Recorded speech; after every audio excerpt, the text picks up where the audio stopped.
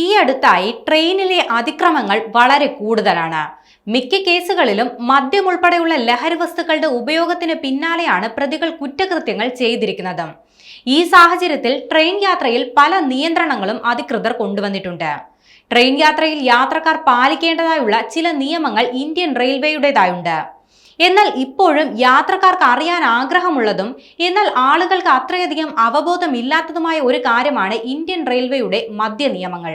Indian റെയിൽവേയിൽ മദ്യം കൊണ്ടുപോകാനുള്ള നിയമങ്ങൾ വളരെ കർശനമാണ്.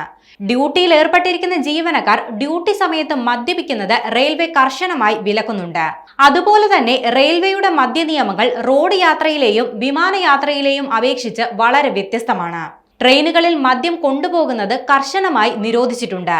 ട്രെയിൻ യാത്രയിൽ മദ്യം കഴിക്കുന്നതും കൊണ്ടുപോകുന്നതും യാത്രക്കാർക്ക് സുരക്ഷാ ഭീഷണി ഉയർത്തുക മാത്രമല്ല, മറ്റ് യാത്രക്കാർക്ക് അസ്വസ്ഥത ഉണ്ടാക്കുകയും ചെയ്യുമെന്നാണ് റെയിൽവേ നിയമങ്ങളിൽ പറയുന്നത്.